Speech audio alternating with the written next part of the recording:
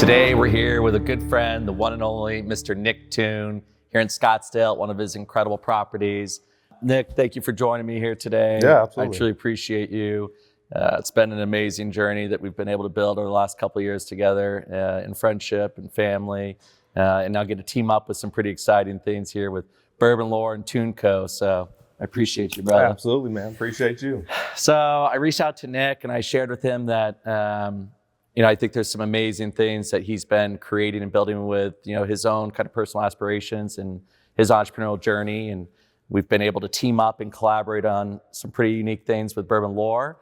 But I thought it'd be great to be able to sit down, break some bread, and share a little bit of the Toon lore. So if you wouldn't mind, take us back a little bit and give a little background with what's the Nick Toon origin story? The story. Yeah. So as a kid, I've always had an entrepreneurial spirit, kind of fueled from, my parents, my dad. My dad also was an athlete, got into a slew of different things after he was done playing. And, I had the unique opportunity to watch him, through his different business ventures.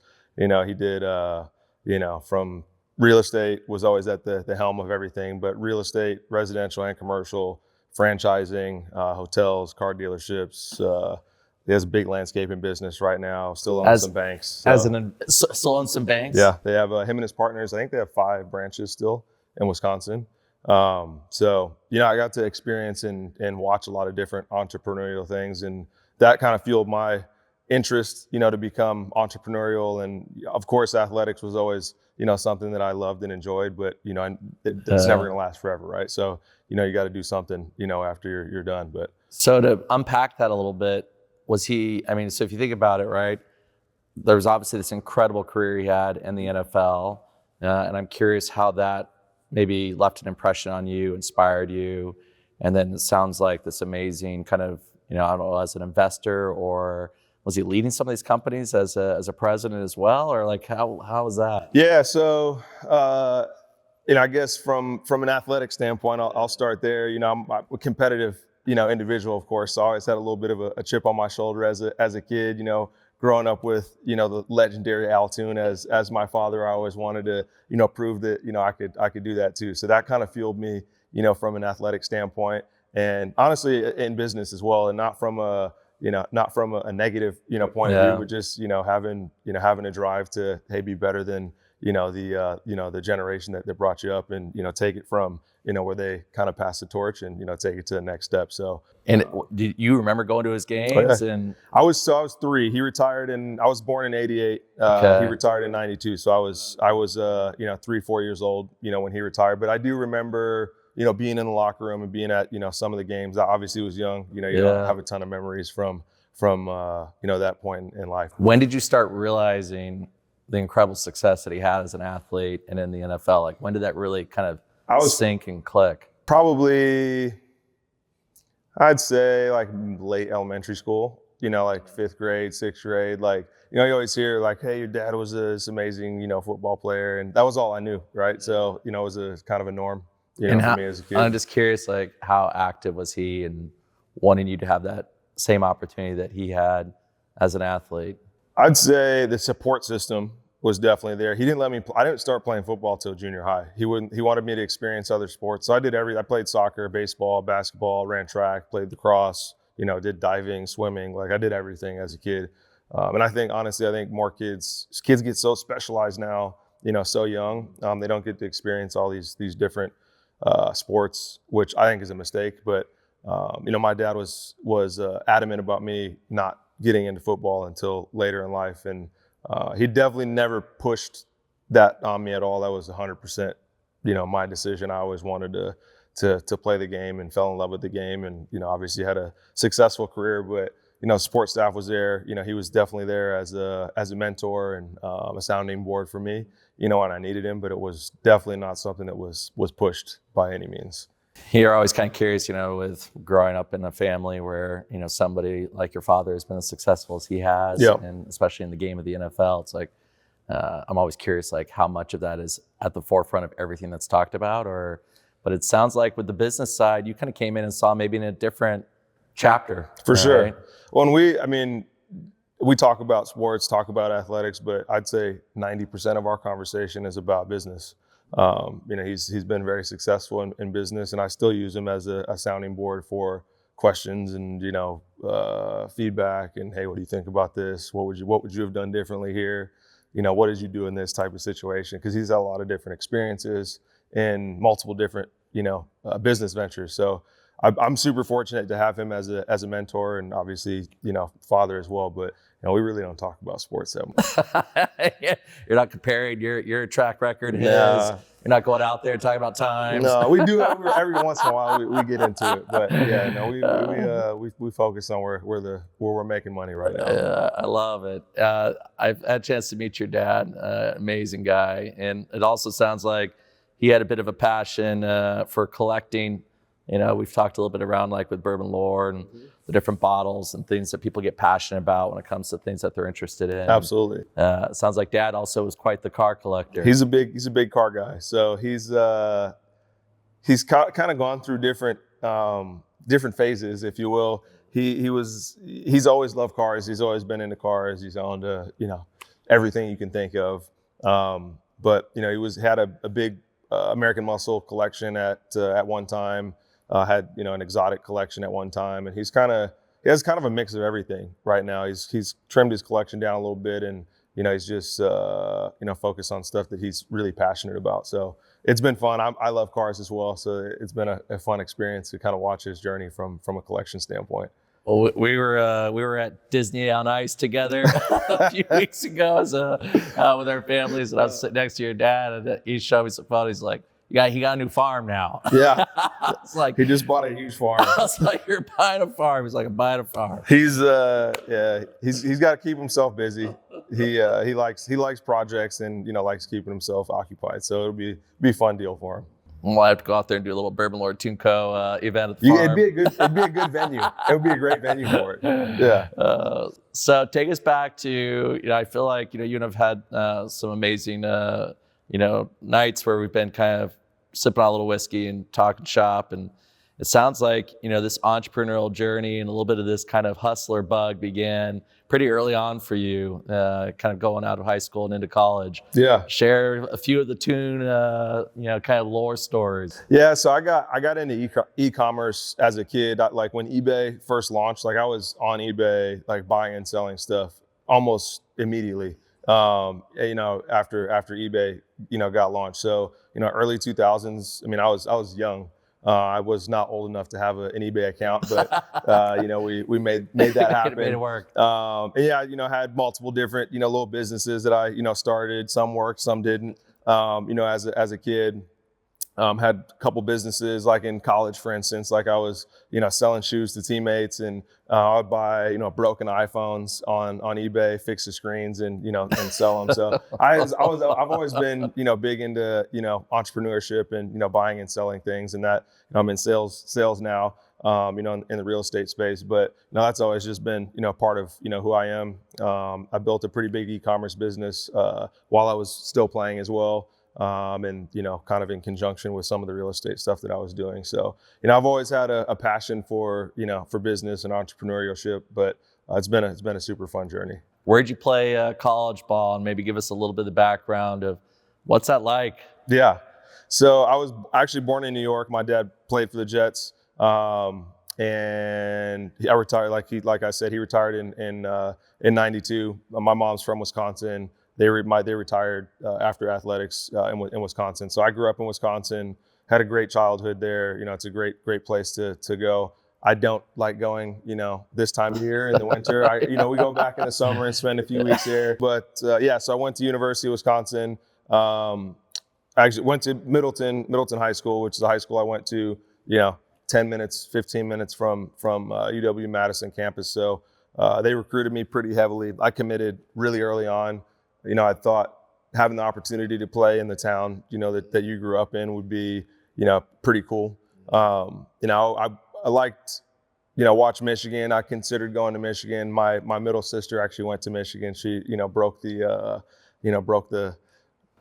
family chain and went out of state. But, went to University of Wisconsin. Was fortunate enough to have a, great athletic career there. Got drafted in 2012. by the New Orleans Saints. I was there 4 years, and then was in St. Louis last year. They were in St. Louis, and then hung it up after 5 years. So, I was super fortunate to live out a childhood dream and, get a great head start financially. But, I knew athletics wasn't going to be what defined me and the only thing that I did, in my life. And like I said, kind of got into real estate, and probably like in the middle of my career, pretty early on in my career, like 2013, 14, about halfway through my career, I guess I started, getting pretty heavily involved in real estate. Wasn't licensed at that point in time. Ended up getting licensed in 2017, but we were buying, doing little, fix and flip projects, and, had a few rental properties and Airbnbs and all that fun stuff. And like, where did that connection come? Because a lot of people ask, like, how do you get into certain things? I've always been a big podcast guy. Like, I listen to a lot of podcasts. Bigger Pockets is a big real estate podcast. So I, started listening to, Bigger Pockets and, reading books on real estate. And, my dad real estate was always like kind of at the helm of what he was doing. So I always had an interest in real estate. I knew I wanted to get involved in real estate in some capacity. I didn't know what I was going to do. Yeah. At that point in time, I didn't know if it was going to be residential or commercial, or, if I didn't know what I was going to do. I can tell you, I never intended on getting my real estate license and, selling real estate as, a big part of my business. That kind of happened, unintentionally. And where were you doing this at? So I started in New Orleans, but I was doing, so my first property, personal property I purchased was in Wisconsin. Okay. Bought and sold that and made some good money on it. I held it for, like a year and a half. And from there, everything else I've done has been in Arizona. So my focus has been here in Arizona. So when did you get to Scottsdale? 2014, we bought my first place here. So I met, we met in 2013. Let's make sure we get this right in case she watches this. Yeah, I know, right? Met in 2013, bought the first place here 2014, which was a crazy experience. And then, and I retired in 2016. So that was kind of the transition to Scottsdale. What is uniquely different from a career in the NFL and then from entrepreneurship, and maybe what's similar? Lessons, teachings. There's a lot more. I had this conversation with someone yesterday, believe it or not, but there's a lot of there's more similarities than you would think from athletics that carry over into business. There's a lot of synergy between the two, especially, coming from a team sport. So football, obviously a team sport, in business, depending on what type of business you're involved in, most businesses you have to work with, whether it's your own internal team or you're working with, external, partners to work towards, some sort of common goal. Making sure you're doing what your job is, right? Like athletically, if you're a football player, if you, I played receiver, I had a specific, a specific assignment, specific thing on, a certain play that I was responsible for, same thing in business, right? Like if you're the CEO, like there's a certain, expectation, there are responsibilities that you have to carry out, day in, day out, in order for your business to be successful. So lots of carryover, between the two. You're obviously not getting hit by, big different type of hits. 350-pound men, on a day-to-day basis in business. But there's a lot of carryover, a lot of lessons I learned in athletics that have been super beneficial for me in the business world. And I'm still learning, so it's been fun. What was your style as an athlete versus your style as a business owner? I've never had that question. That's a good question. So I'd say somewhat similar. Athletically, I feel like to play at that level, like you have to have a pretty high level of, self-confidence. And I was definitely a very confident, athlete. Confident. Yeah. Not a little swag. Yeah, you got to have a little bit of swag. swagger. And I think the same holds true for business, but it's different, right? Yeah. Like interfacing with people, from a business standpoint is much different than, doing what you need to do on the field. But I'd say similar personality, maybe just toned down a little bit in the business world. I will say from the very first moment that we met, you have always been humble, very gracious, and a level of authenticity that I always looked forward to seeing you, man. I appreciate that. And it was an easy connection, and we can bond to the fact that I don't really know sports as well as you do. We'll tell the lore of the desert, the American Southwest, and you can help me understand the lore of the NFL. But you definitely, you're a good human, brother. I appreciate that, man. I've always been very impressed with just the way you carry yourself. The feeling's mutual, like attracts like. So one of my philosophies in business and just in life in general is like, do the right thing, be a good person, and the rest will follow. Good things happen. So it's not difficult. Yeah, and I think on that note, like we're both fathers. Nick's son is pretty proactive in courting, my daughter right now. They met in pre-K, and it's been love at first sight. Hey.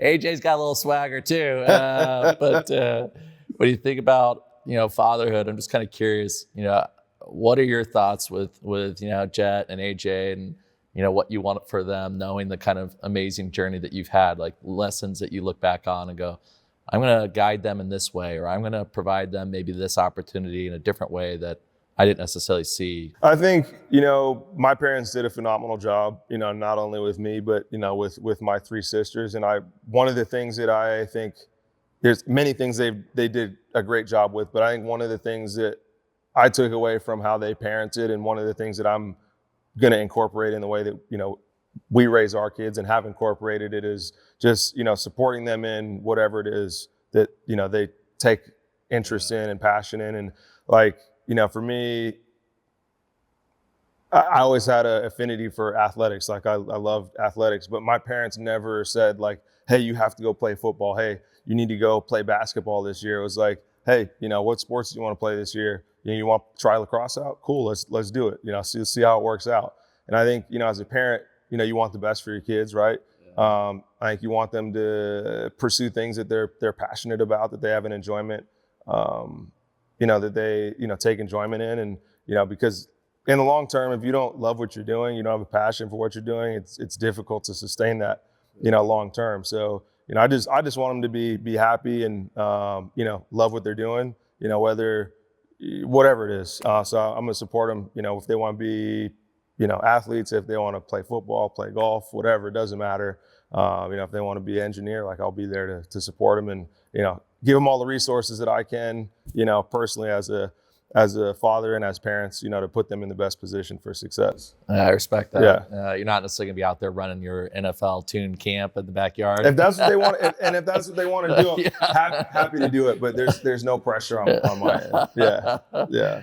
Take us today with what for those of us that don't know what ToonCo is, share a little bit around what you've built today that is absolutely doing some amazing things here in Arizona. Yeah, so I had a vision when I first started, getting involved in the real estate space to build vertically integrated real estate company. And what I mean by that is if they are interested in doing something, they can come to one person and, get essentially all the services that they need. So right now, the way that we're structured, we have a retail team. So help people buy, sell, transact. We have a development company, so we can help people build, remodel, and we have a internal design team as well. So for instance, if someone, like yourself is like, hey, just moved here, or, hey, I have I'd like to move. We can help you with, locating the property. So we can help you with acquisition. We can help you through, the design and planning process. We can build a property for you. If you're selling it, if it's an investment, we can help you sell it on the backside, or you move in and enjoy it. So really wanted to create a kind of a one-stop shop. Really 2014, 2015 was kind of when we really started ramping things up. So it's been, we've been at it for, some time, and it's taken a long time to get to where we're at, putting the right people in the right seats and, building the right systems and processes out.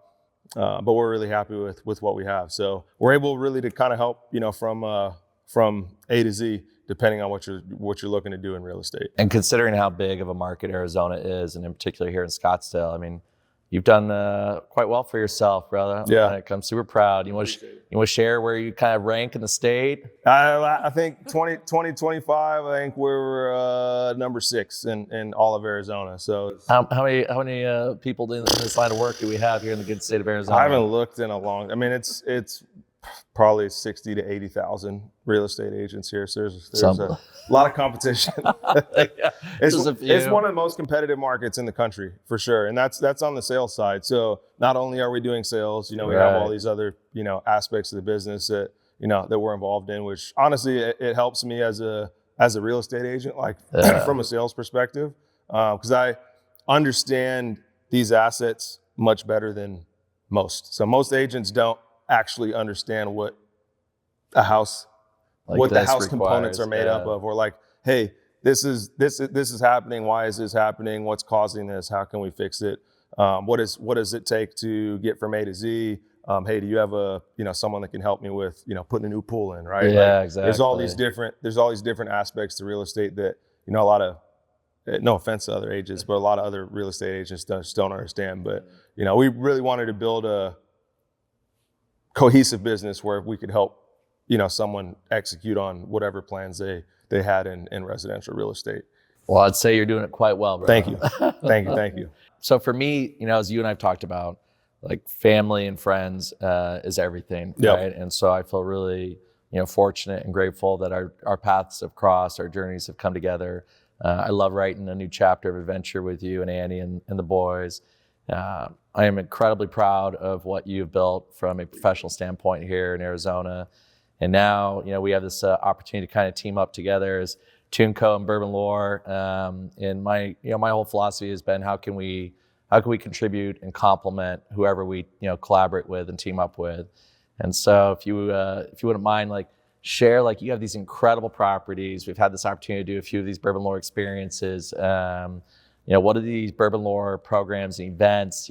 Why are they different? What do they mean to you? And why are they bringing something special here to Scottsdale? Yeah, so there's a lot of synergy between what I do in real estate and what you're doing on the Bourbon Lore front.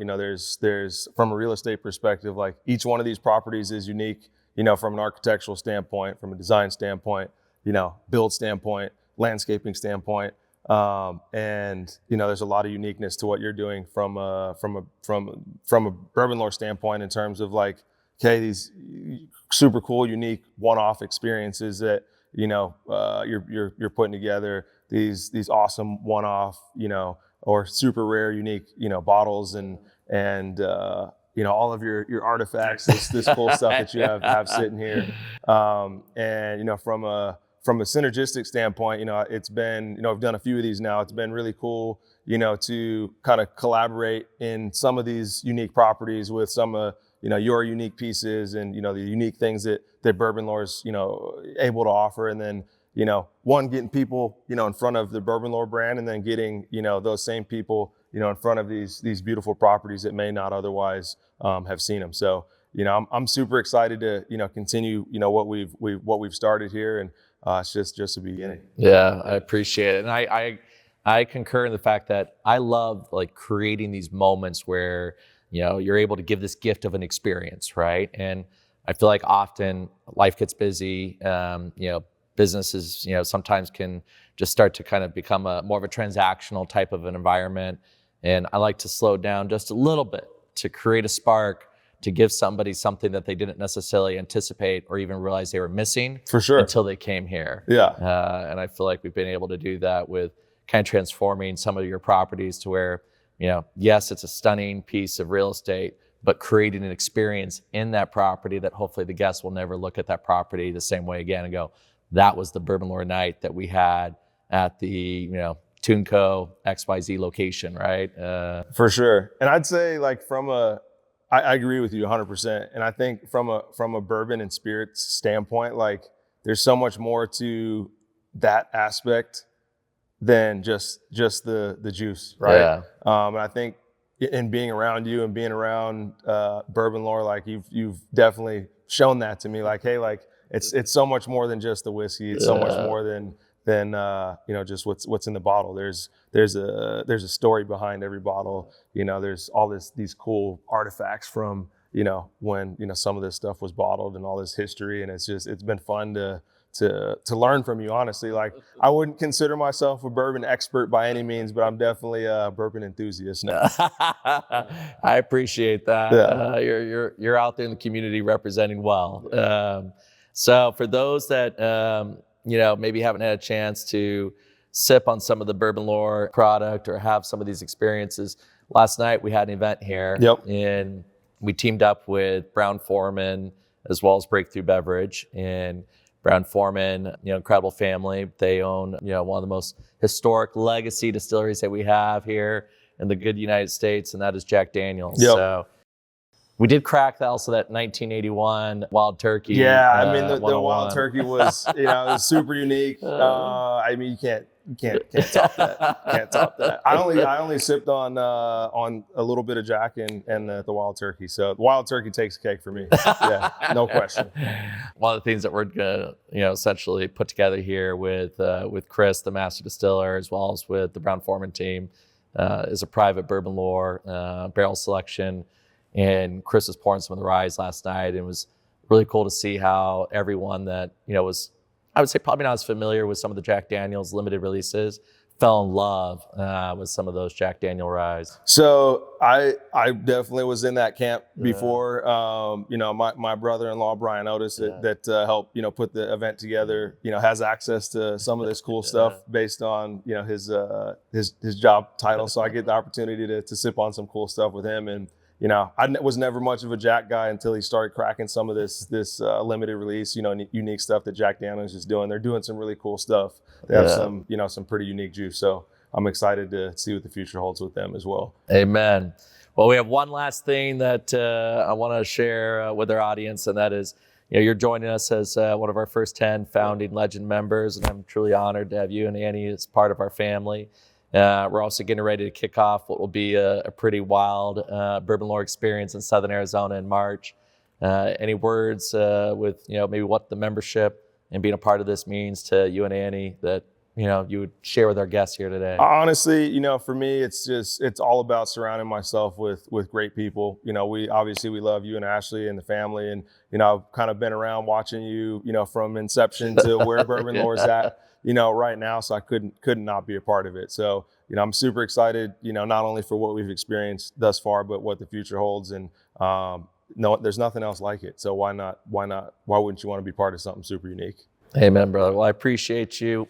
Thank you for everything. Thank you for joining me. Thank you for letting me, use these amazing estates of yours. And you've heard it first here from Scottsdale, Arizona, Mr. Nick Toon, a good friend. But cheers from Bourbon Lore and ToonCo.